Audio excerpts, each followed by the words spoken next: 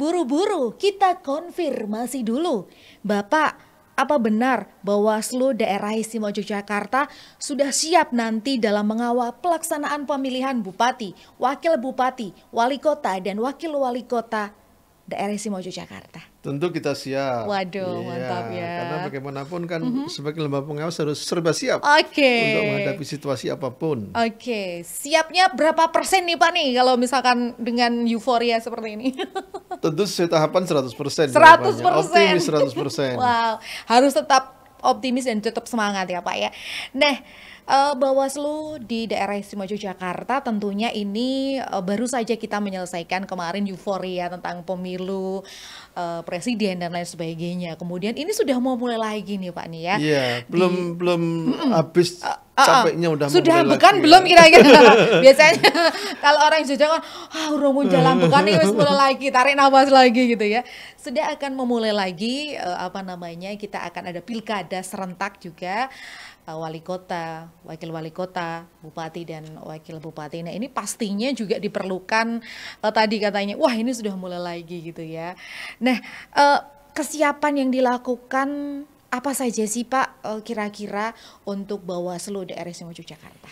Iya, kita udah melengkapi personal kita ya sampai level desa. Wow. Kemudian juga kita sudah latih koordinasi. Saya beberapa hari ini datang di acara Bawaslu Kota Kabupaten untuk koordinasi untuk peningkatan kapasitas. Baik. Karena bagaimanapun pilkada ini kan beda dengan pilek-pilpres ya. Iya. Dari segi regulasi, tentu sisi lain kita juga harus merefleksikan pengalaman kemarin ya. Oke. Kekurangannya apa, kita akan kemudian tutup kekurangan itu dan sekaligus juga akan mencoba untuk strategi baru agar kemudian lebih optimal kinerjanya. Oke. Nah kalau misalkan ditanya Pak, apakah ini lebih berat atau lebih ringan dari kemarin?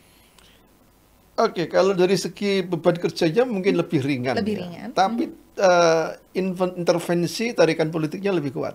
Oke, karena Kenapa begitu? lebih Karena ini persaingan di tingkat lokal. baik. Sehingga pesertanya mungkin masih tetangga pengawas, tim suksesnya mungkin juga masih saudaranya pengawas, itu kira-kira. Sehingga kemungkinan tarikan politiknya lebih kuat ya. Wow, oke. Karena ini lebih kearifan lokalnya kayaknya lebih ini ya, Pak ya, lebih Dan pasti lebih sensi, Mbak. oh lebih akan lebih sensitif. sensi begitu Justru kira-kira. lebih sensitif. Iya, lebih sensitif. Oke, dikarenakan tadi dengan Iya, adanya karena ada terkait dengan soal problem emosional ya, karena begitu dekatnya lekatnya antara pengawas dengan para pihak yang diawasi.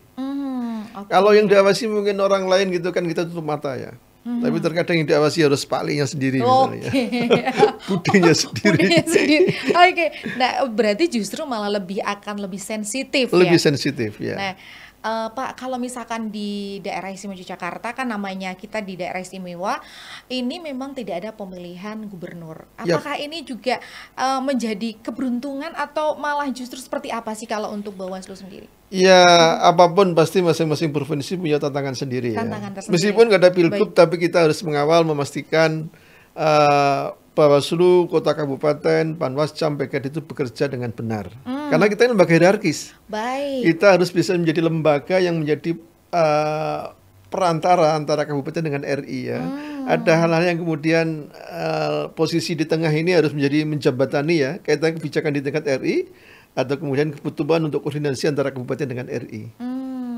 Baik, jadi memang ya tetap harus Ya, harus dan memang ada fungsi-fungsi harus dikerjakan. Meskipun tidak ngawasi pilgub, tapi untuk pilihan bupati wali kota kita masih punya peran ya. Wow, oke tadi ya ini saat ini Mia sedang bersama dengan Bapak Dr. Andes Muhammad Najib MSI. Beliau adalah Ketua Bawaslu Daerah Istimewa Yogyakarta.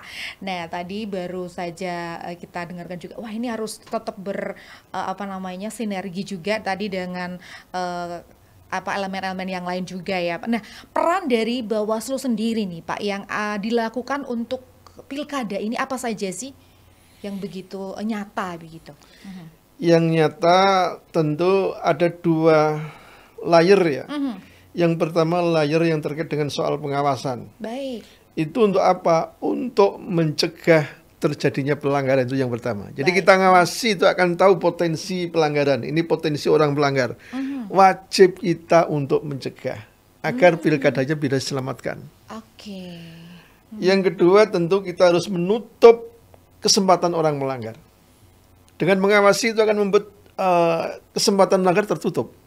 Karena konon kan orang bilang begini, orang melanggar karena dua alasan. Alasan niat dan kesempatan. Ada niat dan ada kesempatan. Iya, dengan mengawasi itu akan menutup kesempatan orang untuk melanggar. Oke. Dengan mencegah itu akan berubah niat orang untuk tidak melanggar. Atau membuat mereka lebih tertib. Oke. Itu yang pertama. Yang kedua tentu kita punya tugas sudah dicegah, sudah diawasi, masih melanggar maka wajib untuk ditindak. Manakala kita menemukan fakta pelanggaran, indikasi pelanggaran. Di samping itu juga dalam pilkada sangat mungkin terjadi sengketa proses. Karena apa? Antar peserta mungkin mengalami sengketa kepentingan ya. Berebut soal tempat untuk kampanye. Berebut tempat pemasangan APK misalnya. Atau ada pihak peserta yang tidak puas dengan keputusannya KPU. Dia bisa bersengketa dan itu pintu pertanyaan lewat Bawaslu. Baik, oke. Jadi ada tugas pokok utama ya, ada preventif pencegahan, namun juga ketika ngeyel iki ya wis pencegahan harus dikandani ya. gitu. Biasanya disentil dulu ya kalau anak kecil ya. Ada juga nanti penindakan atau. Dan dalam konteks penindakan itu begini Mbak Mia. Wajib hukumnya manakala pengawas pemilu menemukan pelanggaran itu untuk diproses. Oh baik. Kalau pengawas kok menemukan pelanggaran dibiarkan itu melanggar. Pelanggaran double nih ya? Iya, yang melanggar pengawasnya. Oke, jadi pesertanya melanggar, pengawasnya juga melanggar. Oh baik. Sehingga kita kemudian bisa diadukan ke DKPP untuk diproses. Oke, berarti penting sekali ya bagaimana untuk teman-teman dari Bawaslu itu bukan hanya melakukan pencegahan tapi juga ada... Karena dua-duanya harus sama-sama kuat ya. Baik. Karena dengan penindakan itu akan membuat efek jera. Sekaligus bisa mencegah pelanggaran. Oke. Pak Najib saya memanggil begitu ya. Kalau misalkan ini kan proses dari KPU saat ini sudah mulai ada ya tentang coklit tadi yang sudah selesai dan lain sebagainya. Kalau proses awal dari Bawaslu itu yang dilakukan untuk pilkada ini apa sih Pak? Ya, kalau prosesnya itu kan terikat dengan tahapan. Baik. Apa yang KPU kerjakan itu kita awasi. Oh, baik. Prinsipnya itu harus ada kerja yang kemudian sinkron. Yang dikerjakan KPU itu menjadi objek pengawasan kita. Cuma yang jadi objek pengawasan kan tidak hanya KPU-nya. Namun juga masyarakat itu jadi objek juga untuk kita awasi ya. Jadi yang kita awasi bukan penyelenggara, peserta dan masyarakat juga menjadi objek pengawasan Bawaslu. Jadi memang sama-sama ketika KPU sudah memulai tahapan ini berarti memang sudah bareng-bareng dengan tahapannya harus sama, berimpitan ya. Karena apa? Pengawasan itu harus berbasis pada tahapan. Jadi kalau belum tahapannya ya nggak bisa kita ngawasi, karena belum saatnya. Semua itu ada saatnya. Semua ada saatnya. Nah tadi tahapan-tahapannya juga berarti hampir sama juga ya dengan dari KPU tentang bersinergi dengan KPU tadi ya. Iya, tentu saja begitu ya. Cuma kan begini, ibarat permainan sepak bola begitu, yang menjadi fokus KPU kan di lapangan sepak bola. Bawaslu ini juga punya kepentingan untuk juga ngawasi di arena di seputar lapangan ya. Karena kita nggak hanya ngawasi pemainnya, supporternya juga harus diawasi semuanya, bahkan IO-nya juga harus diawasi begitu kira-kira. Sangat-sangat mendetail jadi pengawasannya. Nah, tadi kalau misalkan pengawasannya itu berarti bukan hanya dari lingkup dari provinsi, tapi memang kan ada harus penguatan atau ngawasi juga yang di daerah-daerah nih, kabupaten dan juga kota ya. Begitu ya Pak ya? Iya, pasti karena apa? Bawaslu provinsi punya kewajiban untuk memastikan kualitas kualitas terkait pelaksanaan tugas pemenang kewajiban Bawaslu kabupaten kota, bahkan sampai level ad hoc. Kita ini harus memastikan pasukan kita di lapangan itu bekerja dengan benar. Baik. Sehingga kami ini Mbak Mia, meskipun ketua Bawaslu provinsi, sering juga datang ke kantor Panwascam. Sampai ke Panwascam. Karena memang Bawaslu meminta kita untuk memastikan di level Panwascam itu juga mereka bekerja dengan benar. Jadi sampai tadi ya, bahkan sampai ke ad hoc gitu sampai ke ad hoc, karena bagaimanapun mereka yang paling dekat dengan fakta-fakta pelanggaran, dekat dengan masyarakat. Jadi lini terdepan pengawasan itu bukan di kabupaten, di level ad hoc. Karena apa? Dia yang lebih dekat dengan fakta pelanggaran. Yang belum tahu ad hoc itu apa sih? Ad hoc itu lembaga yang dibentuk untuk sementara. Oke. Ya.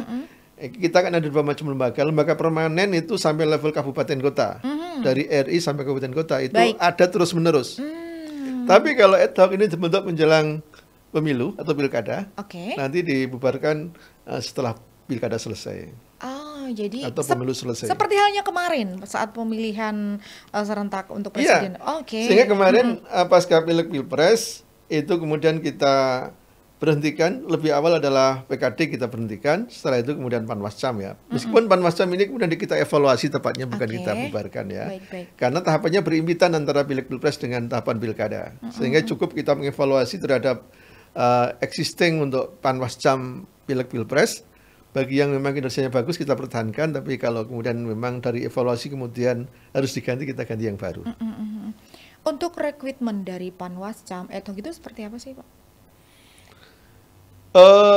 Proses seleksi ya, kalau level Panwascam itu, bahkan PKD juga seleksi ya. Oh, seleksi ya, memang ada seleksinya. Publik bisa kemudian mendaftar. Oh, baik. Masyarakat sipil sepanjang kemudian syaratnya mereka harus memenuhi syarat netralitas pasti, bukan terafiliasi dengan partai politik atau peserta pemilu. Oke. Itu syaratnya, syarat usia, syarat pendidikan, syarat kesehatan dan lain-lain. Oke, jadi memang ada seleksi tersendiri ya nanti untuk dari Panwascam, dari ad hoc dan juga. Ya, alhamdulillah trennya sekarang ini di level ad hoc itu sudah semakin banyak yang anak-anak muda ya. Baik. Sarjana baru gitu kira-kira itu Fresh banyak. graduate kalau orang itu menyebut. banyak sekali Mbak Mia. Jadi ada banyak yang bisa dibanggakan dengan Panwascam kita. Jadi ini satu yang dibanggakan. Kalau dulu kan peminatnya orang-orang sepuh ya, termasuk di level kota kabupaten. Alhamdulillah sekarang ini kita yang bisa kita pilih banyak variasinya ya. Dan memang dibutuhkan mereka-mereka yang memiliki kecakapan terkait dengan penggunaan media sosial misalnya. Teknologi informasi juga harus kemudian paham. Oke, karena semuanya sekarang serba teknologi informasi. Benar, ya. Mbak. Nah, tugas utama dari ad hoc nanti ini apa sih, Pak? Tugasnya hampir mirip dengan kita di Bawaslu. Cuma kan begini, unit levelnya lebih rendah. Oh, baik. Dan tidak seluruh tahapan menjadi urusan mereka kan. Anjay. Misalnya terkait pencalonan ya, itu pasti tidak diurusi oleh ad hoc. Karena itu cukup diurusi di level kabupaten masing-masing. Pengadaan logistik misalnya nggak diurusi oleh ad hoc. Tapi ad hoc itu tergantung ad hoc yang mana. Oh, baik. Kalau ad hoc Panwascam berarti dia lingkup kerjanya lebih luas dibanding dengan PKD. Apalagi nanti kita juga akan punya ad hoc yang lebih rendah lagi, namanya pengawas TPS. Oke. Pengawas TPS itu setiap TPS ada satu orang dan fokus ngawasi di hari H. Hari H saja. Iya. Saat pemungutan dan penghitungan suara. Nanti kalau sudah rekap di kecamatan itu urusannya Panwascam. Oh, baik. Rekap di kabupaten itu urusannya di Bawaslu Kota Kabupaten. Nah, itu dia yang mungkin perlu diketahui nanti kalau misalkan ada teman-teman yang bertugas dari Bawaslu, dari KPU, memang tadi sudah dijelaskan tugasnya itu apa. Nah, Pak, sejauh ini kemarin itu kan kita baru saja melakukan pemilu yang lumayan cukup besar. Nah, kemudian ini akan ada pilkada.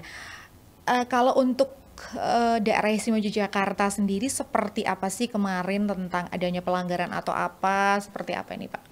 Alhamdulillah kalau dibandingkan pemilu sebelumnya, pilkada sebelumnya, mudah-mudahan pilkada sebelumnya juga akan sama ya. Jadi pertama saya perlu sampaikan, ini adalah provinsi nomor 1 se-Indonesia. Wow. Terkait dengan soal kualitas pelaksanaannya. Baik. Dilihat pelanggarannya jauh lebih sedikit. Jauh lebih dibanding pemilu sebelumnya. Baik yang menyangkut soal temuan pelanggaran maupun juga laporan masyarakat. Mudah-mudahan ini bukti pemilu kita di Jogja ini lebih baik. Karena apa, semakin sedikit pelanggaran itu bukti kalau integrasi pemilu akan lebih mudah diwujudkan. Meskipun begini Mbak Mia, pelanggaran itu fenomena gunung es. Ya, betul. Kami pastikan begini, yang kami temukan yang dilaporkan masyarakat jauh lebih kecil dibanding dengan fakta pelanggarannya.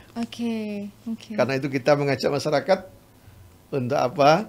Melaporkan kepada Bawaslu kalau menemukan indikasi pelanggaran. Masyarakat ini kan banyak yang kemudian komplain Mbak Mia. Ini kok di tempat saya banyak pelanggaran dibiarkan. Lah iyalah, Bawaslu nggak tahu kalau ada pelanggaran itu, yang tahu Tidak masyarakat. ada laporan ya. Masyarakatnya nggak mau melapor. Oh baik, Jadi seperti itu ya yang menjadi apa namanya tantangan-tantangan tersendiri Iya. gitu ya. Tentu begini, kita berharap masyarakat merasa memiliki pemilu kita. Pemilu itu milik kita semuanya.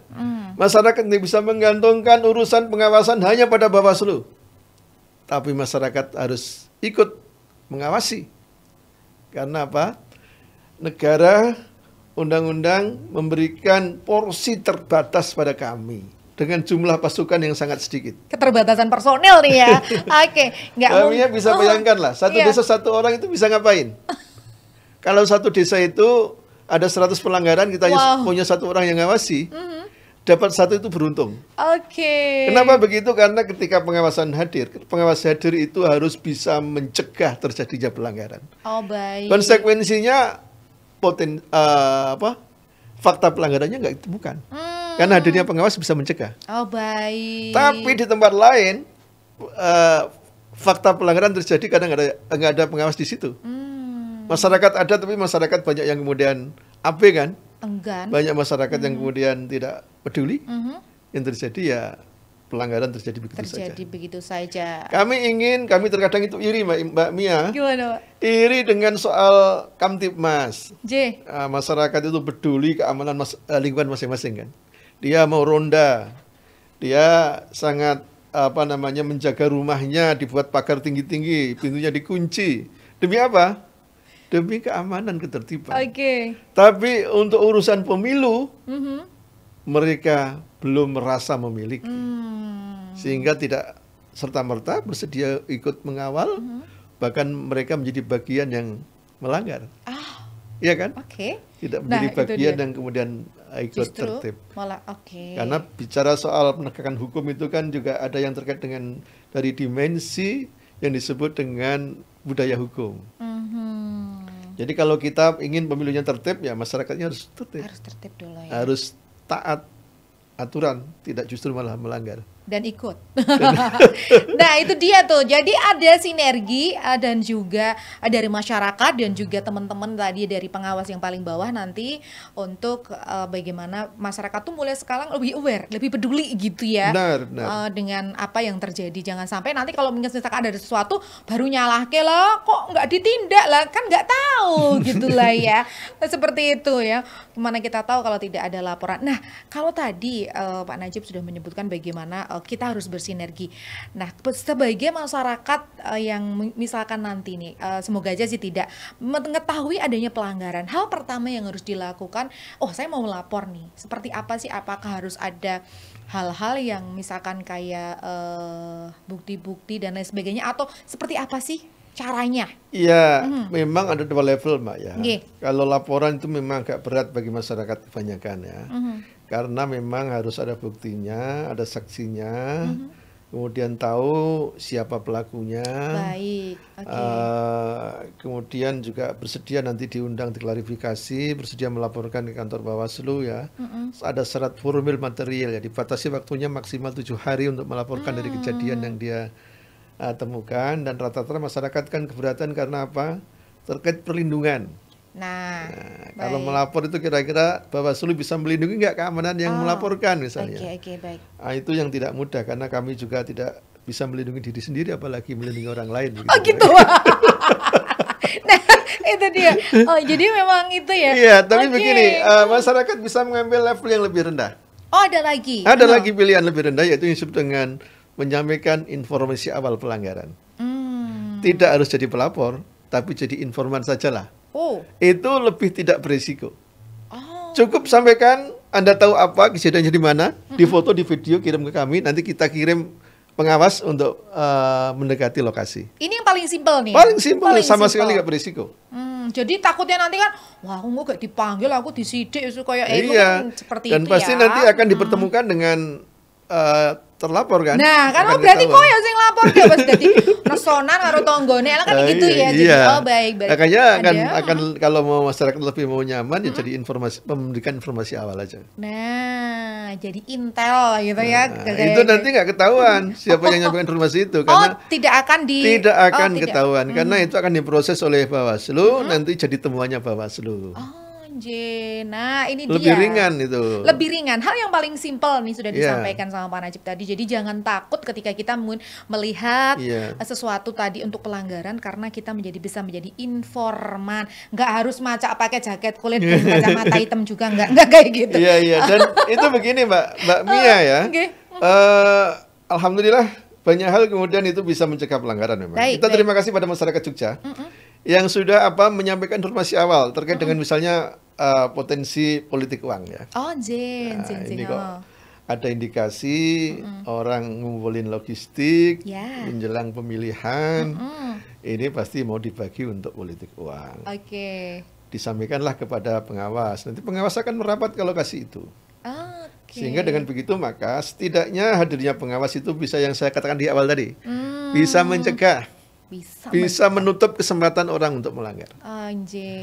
Meskipun memang fakta pelanggarannya tidak terjadi, tapi kita sudah berhasil mencegah pelanggaran, itu sudah satu poin. Waduh, keren.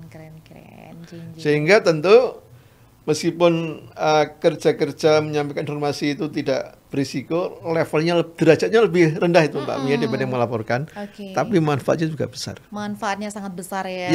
Oke, berarti sekecil apapun temuan kita harus aware, peduli. Iya betul, karena kalau Anda menunggu jadi pelapor itu syaratnya harus terjadi pelanggaran dulu. Tapi kalau menyiapkan informasi awal, cegah.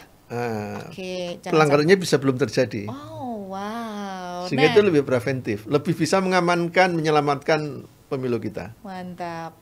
Kalau untuk mengaca pada pengalaman yang kemarin, untuk masyarakat daerah Istimewa Yogyakarta ini seberapa aware-nya atau pedulinya sih Pak tentang pengawasan dan lain sebagainya, atau laporan-laporannya?